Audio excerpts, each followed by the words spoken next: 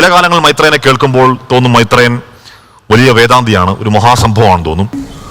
ഇവനെ സൂക്ഷിക്കണം, ഇവൻ നമ്മളെ കുഴപ്പിക്കാനുള്ള പരിപാടി, ഇവനിതിലെന്തോ കൈയുണ്ട്.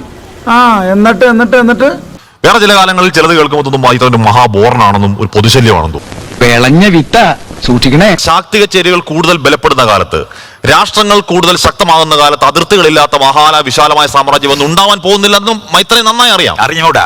അയ്യോ അങ്ങനെ പറഞ്ഞൂടാ, പിന്നെ ഞാൻ എന്തിനു വന്ന? തന്നെ പോലുള്ള വിഷയവിവരമില്ലാത്ത മാർക്ക് മാത്രമുള്ള നിലപാട്. അപ്പൊ താങ്കൾ ഇപ്പോൾ പ്രതീക്ഷിക്കുന്നു ഇന്ത്യയുടെ പാകിസ്ഥാനും അതിർത്തികൾ മായാൻ പോകുന്നു, ഇതെന്താ ഇന്ത്യയും പാകിസ്ഥാനും പോലെ അതിർത്തി വരെയൊക്കെ? അമേരിക്കയുടെ കാനഡ മെക്സിക്കോ അതിർത്തികൾ മായാൻ പോകുന്നു, വിശാലമായ സ്വർഗം ഉണ്ടാകാൻ പോകുന്നു, താങ്കൾ വിശ്വസിക്കുന്നോ? ഞാൻ വിശ്വാസം ഒന്നുമുള്ള ആളല്ല, വിവരമുള്ള ആളാണ്. താങ്കൾ കരുതുന്നു അങ്ങനെ കരുതുന്നതല്ല, അതിനുവേണ്ടി ജീവിക്കുന്ന മനുഷ്യനാണ് ഞാൻ. അത് വെറുതെ ജീവിതമാണ്. വെറുതെ ജീവിതം തന്നെ പോലുള്ള ഇതുപോലെ ഇങ്ങനെ വാചടിക്കുന്നവർക്കുള്ളതാണ്. ഇത് എന്റെ ജീവിതം. ഈ പ്രാർത്ഥനകൾ എന്നും എന്റെ കൂടെ ഉണ്ടാവണം. സ്ഥിതി സമത്വം എന്ന് പറയുന്നത് പോലെ വിശാലമായി നടക്കാത്ത സ്വപ്നം മാത്രമാണ് നടക്കാത്ത സ്വപ്നമാണെന്നുള്ളത് ഞാൻ തീരുമാനിച്ചോളാം. അതെ, എന്റെ കാര്യങ്ങൾ താൻ ഇടപെടണ്ട, താൻ തന്റെ കാര്യം മാത്രം നോക്കിയാൽ മതി. ഓ, എന്റെ കാര്യം നോക്കാൻ തന്നെ ഞാനും പോണത്. അത് ഇയാൾ എന്നെ പഠിപ്പിക്കൊന്നും വേണ്ട. താങ്കളുടെ തീരുമാനമല്ല. അതെ, പിന്നെ തനിക്കത് തീരുമാനമല്ല. ഇതൊക്കെ ചോദിക്കാൻ താനാരാ?